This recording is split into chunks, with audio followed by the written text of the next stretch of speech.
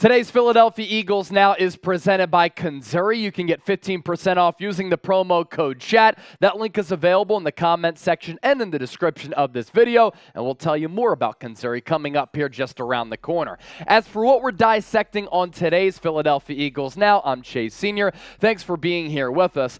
After the NFL draft, we're going to canvas this roster and take a look at some players who the Eagles could either trade or either cut currently on this team. Before we dive into some of those players, though, tomorrow is a big day across the National Football League for fans and for me as a content creator. That's because it is NFL schedule release day. We already know which opponents the Eagles are going to play. We just don't know when and where, right? So tomorrow we're going to reveal it, and if you're excited to see the Philadelphia Eagles schedule, I want you to hit that thumbs up icon and like the video, and hopefully the Birds are getting back to the Super Bowl, and this time bringing back their second Lombardi trophy. So Bleacher Report putting together a list of some Eagles who could either get traded or cut.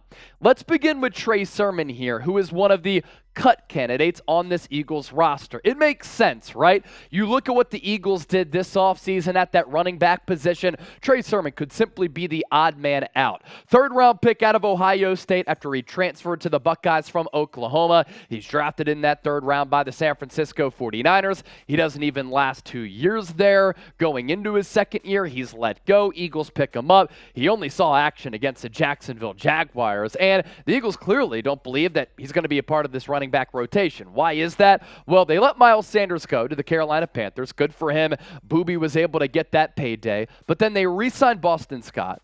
They brought in Rashaad Penny from the Seattle Seahawks, and during the NFL draft, they traded for DeAndre Swift, who I think no doubt is going to be this team's #1 running back. And they also have Kenneth Gainwell on this team, who is one of the best running backs throughout the NFL playoffs last year. So right now, the Eagles running back depth chart is as such: DeAndre Swift, Kenneth Gainwell, Rashaad Penny, Boston Scott.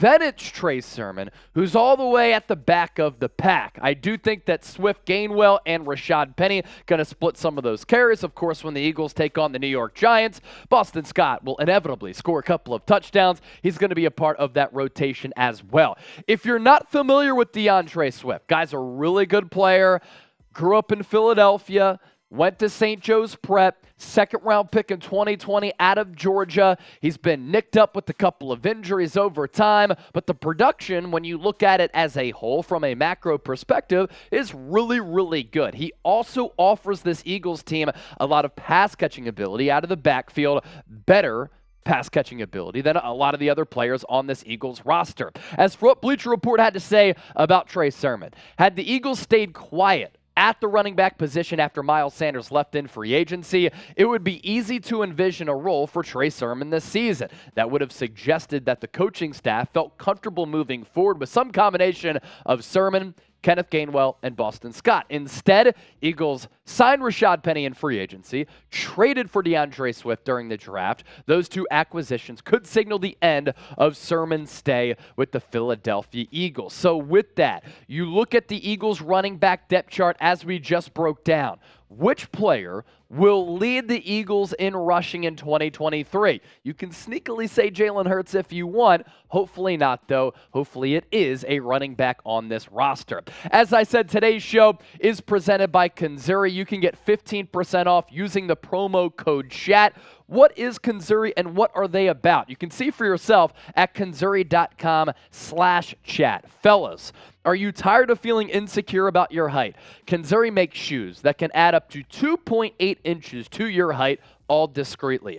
Women get heels, makeup, and push-up bras. Why can't men get a confidence boost as well? We're all the same height lying down anyway, right? If you know what I mean. Missouri shoes are not only height boosting, but also stylish and comfortable shoes. They're not grandpa's Velcro shoes, get out of here, but fashionable shoes that can receive compliments even without the height increase. The height insoles are integrated into the shoes, making it the ultimate height hack. One of my coworkers, Will Scott, wore these out at the bar. He's kind of a shorter guy. He landed a couple of chicks over the next couple of weeks. For a limited time, Missouri is offering our viewers an exclusive discount of 15% off on top of their up to 30% site-wide discount. All you have to do is use the code chat at conzuri.com/chat. And when I want to get high, I put on a pair of Conzuris. The link is available in the comment section and in the description of this video. Now you look now at Marlon Tuipulotu. I think I got that name right. It's easy to butcher. It's one of the more difficult pronunciations across the National Football League. But him at defensive tackle, he could either be a trade candidate for a team looking for a defensive tackle or a cut candidate because Philadelphia is stacked along the defensive line. They might have the best and deepest defensive line in the NFL. Their first-string defensive line looks as such. Brandon Graham, 11 sacks last year. Fletcher Cox was 7. Jordan Davis needs to make that monumental jump forward to replace Javon Hargrave. Josh Sweat, 11 sacks. Hassan Reddick, 16. And then you look at their second-string defensive lineman. Derek Barnett, chill with the penalties, homie. But he's a former first-round pick. Jalen Carter, a first-round pick this year. He's your backup defensive tackle, as is Milton Williams at that other DT spot. Janarius Robinson, Nolan Smith. Who's missing from this list? A guy who did get injured last year and a season cut short. I actually thought he was playing pretty solid football. Marlon Tuipulotu. Here's what Bleacher Report had to say about him. The Eagles will eventually have to release or trade a talented player. Tuipulotu, who has already played 14 games since the Eagles selected him in the 6th round of the 2021 draft in the 6th round, should be considered in the danger zone. The Eagles have liked him enough to keep him around despite having so much talent in that room, but time might be running out on him. Last year, he saw 232 snaps, notching 1 sack and 2 quarterback hits before suffering a torn meniscus that ended his season. Given the choice between Moro Ojomo, who was drafted by the Eagles this year out of Texas, one of the youngest players in the NFL, by the way, and Tuipulotu, the Eagles might go with the younger, healthier, and cheaper option. Very, very interesting here. So with that, let's pivot to this. Will Marlon be on the roster in 2023? That defensive tackle battle in training camp is going to be a good one, and it's only going to make this Eagles offense better because there are a lot of good players along that defensive line. Lastly, a guy who we've talked about a couple of times here throughout this offseason, Quez Watkins, has the addition of Olamide Zaccheaus signaled the end for Quez Watkins. That would be significant.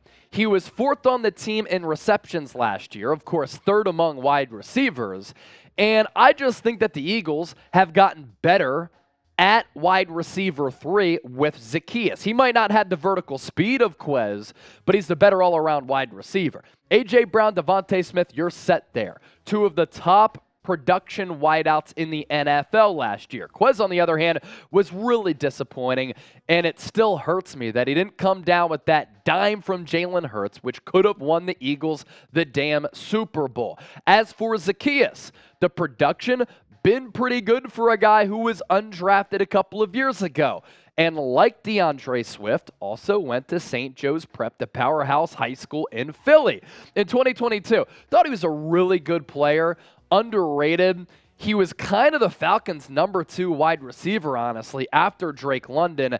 That goes to show you that the Falcons' wide receiver room, not all that deep, but 40 catches, 533 yards, 3 touchdowns, 13.3 average yards per catch. He has quick feet. He has explosiveness. He can get up and down the field in a hurry, and he did that in 2022.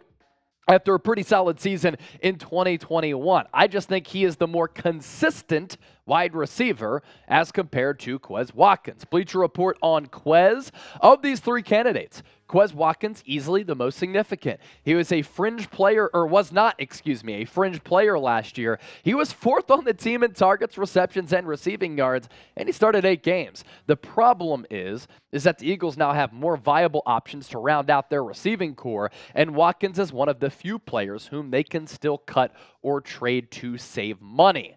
Pick a wide receiver 3. I'm going with Zaccheaus here. He's shown a lot more, and he's proven to me he could be a better player and is right now a better player than Quez. Now, was Quez bad last year and now motivated? Maybe a little bit, but still, win now mode. Quez, got to rise up. OZ. That's my vote. As for the Eagles' schedule, the schedule released tomorrow. We'll figure out when exactly these games are, right? But we know the opponents as of right now. The home slate, you have 8 of them this year. Giants, Washington Cowboys, of course, and the division. Buffalo Bills, San Francisco 49ers, Minnesota Vikings, Arizona Cardinals, Miami Dolphins. Away games for the Birds. Giants, Washington, Dallas, of course, and the division. Buccaneers in the Swamp. Kansas City, Jets, Patriots, Rams, and Seahawks. So, according to some NFL research data, the Eagles, as of right now, have the #1 most difficult schedule in the NFL. I think part of that, you're going out to the West Coast for the Rams and Seahawks, and a couple of tough games as well. Teams like the Kansas City Chiefs, Aaron Rodgers, and the New York Jets in this division, solid teams. And then at home, San Francisco 49ers, obviously a quality squad in the NFC, Miami Dolphins, Buffalo Bills. If you want to interact with me on social media, hit me up here. You see the handles to my right. Twitter, @Chase_Senior. Instagram, @Chase_Senior. For those of you who are Sixers fans too, by the way, I've been doing watch parties on 76ers now. Back at it for a closeout game at the Wells Fargo Center for Game 6. I'm hoping that the Wells Fargo Center is jumping like the Link was for the 2017 NFC Championship game against the Minnesota Vikings, so that the Sixers can punch their ticket to the Eastern Conference Finals for the first time since 2001. Come join us.